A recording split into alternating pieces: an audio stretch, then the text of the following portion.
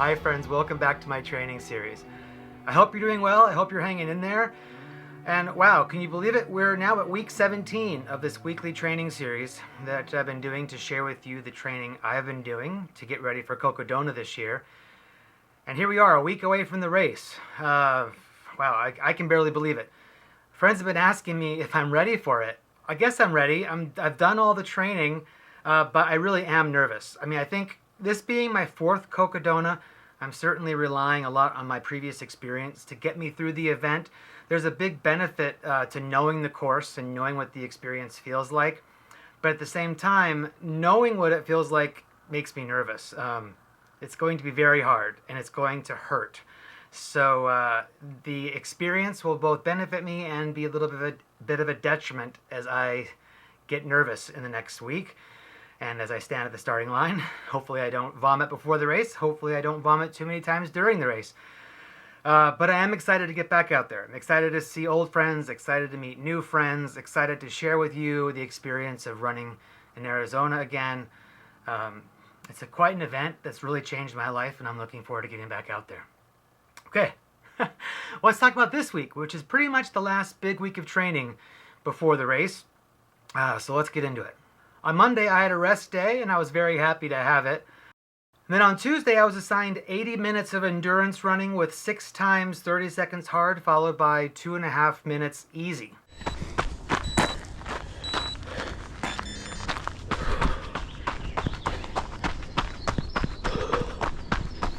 I felt pretty good during this run and finished with 6.4 miles and 700 feet of gain.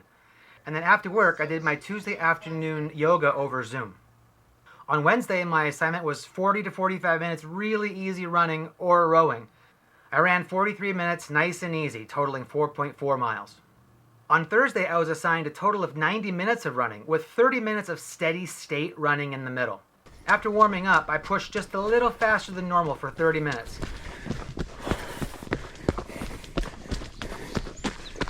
I gave myself a couple short momentary mental breaks, but mostly I did okay in this workout, pushing through most of the 30-minute interval. And then after work, I went to hot yoga. On Friday, I was gifted a rest day. I got a massage and I started to collect all my stuff for Cocodona. In fact, you can see behind me a whole lot of stuff is starting to pile up. My organization method is just to dump everything I need into a pile and then start to organize it and figure out what I have. But I'm always amazed every time I do a 200 how much stuff I bring with me. So this next week I'm going to be spending quite a few hours organizing and packing. On Saturday I was assigned 2 hours of running. I ran with my friend Kendall and introduced him to some trails that were new to him. At the beginning of the run my legs felt really sluggish, but I felt pretty good later on.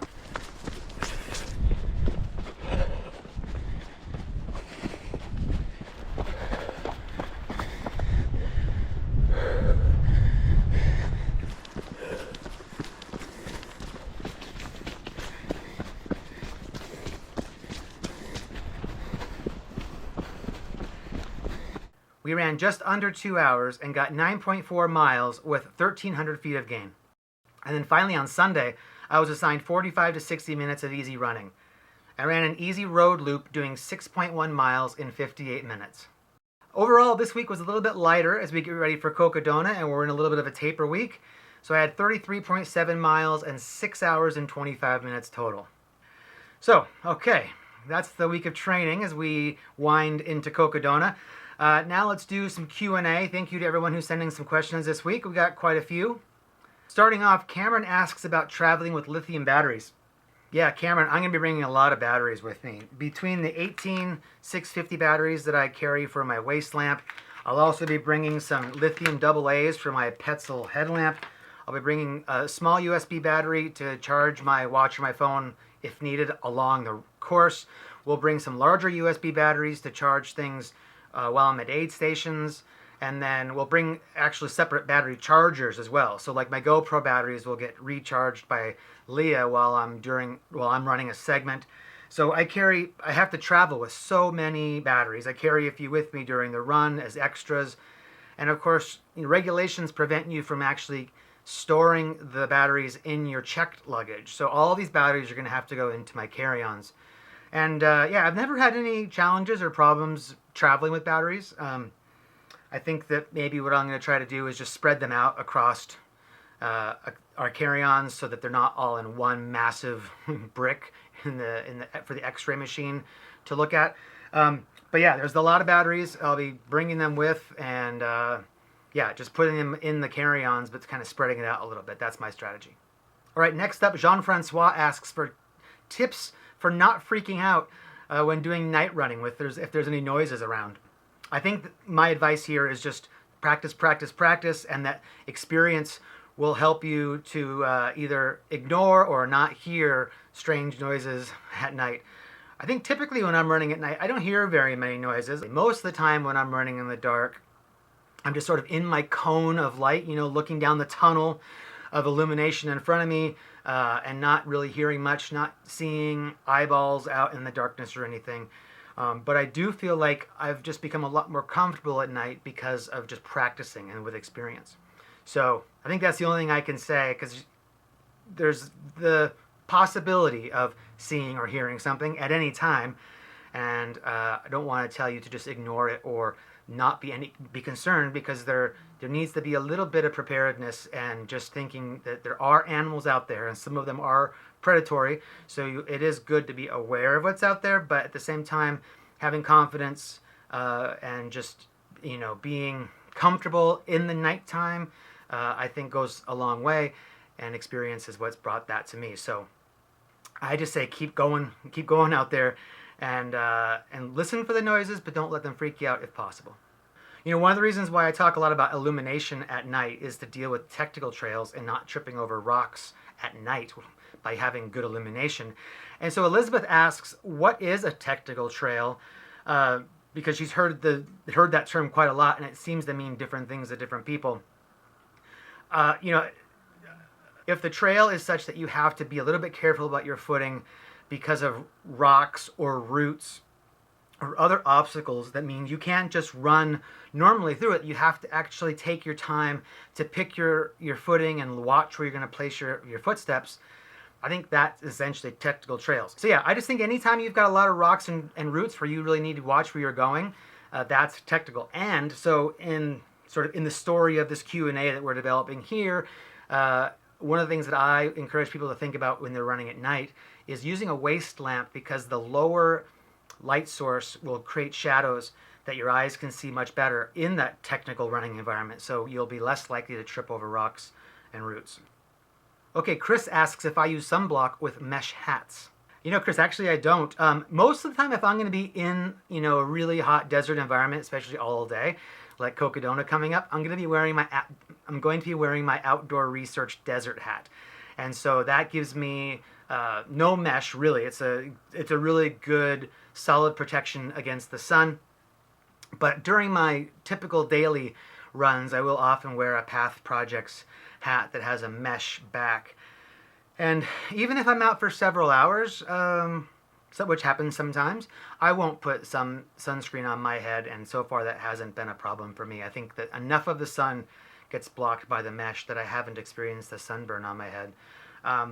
Yeah, but everyone's different. You should pay attention to what works for you and what doesn't work for you. Also, one of the Path Projects hats that I wear doesn't have quite all mesh on the back, so I think that's another thing that helps me. But yeah, I like the mesh for the air breathability and getting a little bit of a breeze on my sweaty head. But so far, it hasn't been a problem with me having the sun on it. All right, Matthew writes that he watched a Zach Miller video recently that convinced him to put more focus on vertical gain than mileage.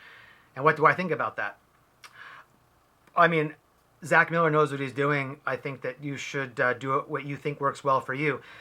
I'll tell you this also. I always wish that I put more focus on vert than I do. I don't always put too much focus on vert just because of, I guess, the convenience of a lot of vert training. The places where I can get really good vert training are just a little bit further drive for me, and so I don't always train in those areas. So often I'll get to Cocodona or another big race, and I'll think, darn it, I really wish I had done more vert training.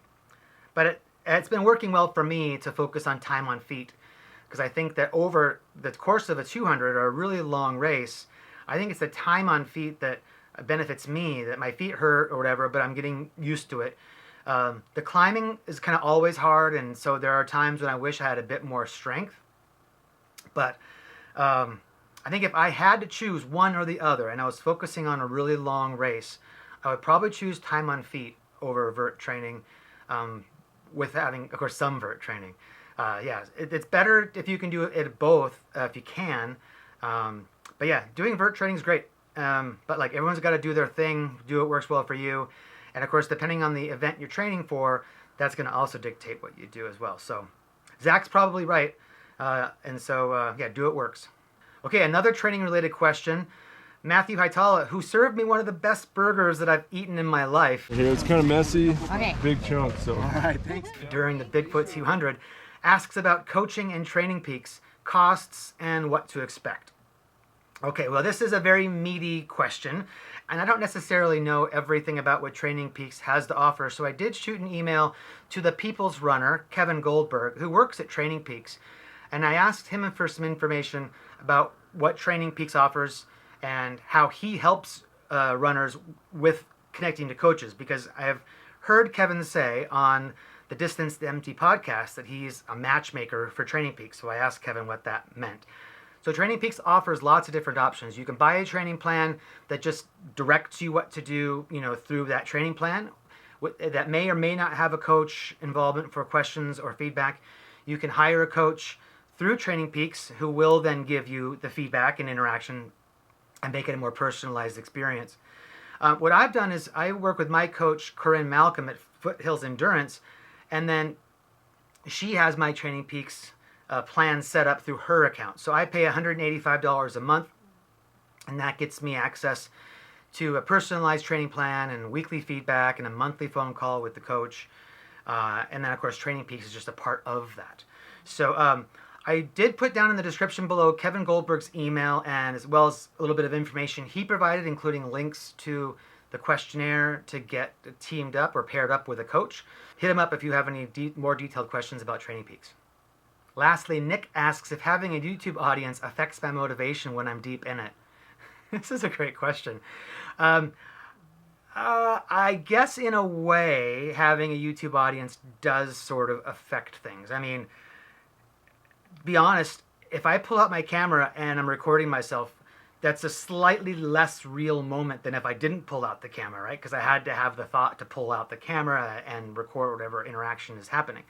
But I do try as best I can to still be tremendously authentic and tell you exactly how I'm feeling when I do talk to the camera, or if I'm having a low moment, to record the actuality of the low moment.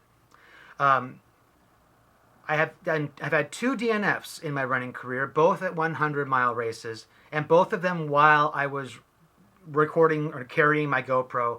So I was well aware that my YouTube audience was going to see those DNFs. And the DNFs were going to happen whether or not I had a YouTube audience. So I guess while I'm sure there's an effect, because there can't be no effect, for the most part, I think that I'm trying to be have the same experience with the camera on as if I hadn't had the camera on. And so if I'm going to suffer, I'm going to suffer and show it to you. And if I'm going to finish, then I'm going to bring you along with me there too. And I think the only thing I wish I could do a little bit better job of is just recording more of the low moments. I can remember last year at Cocodona, lying on the ground in the fetal position in between the Schnebly and Munds Park aid stations, feeling very sorry for myself, and I didn't record, partly because it was dark and logistically, how am I going to light it or whatever. I didn't record that moment, and there's often times like that where I'm feeling kind of bad, and I don't memorialize that with a recording. But yeah, it's fun to share all this with you guys, and I'm really happy that so many runners have been intrigued and inspired by what they've seen, and that people are trying these large events and tackling new distances, seeing what's possible, because it's amazing what we're capable of. And I'm really lucky to have a YouTube audience, and so I'm very thankful to you all for watching. Okay, well gosh, that's it for this week. I can't believe that a week from now I'm going to be in Phoenix getting ready for the race Race starts Monday morning, May 6th, 5 a.m. local time. RFIPA will be doing a live stream, of course. Thank you all for watching. Thank you for being a part of this journey. I'm so thankful to all of you. And yeah, I look forward to seeing some of you in Arizona, Cocodona. It's going to be so much fun. It's going to be so painful too. Okay, thanks for watching, everybody. I'll talk to you later. Bye-bye.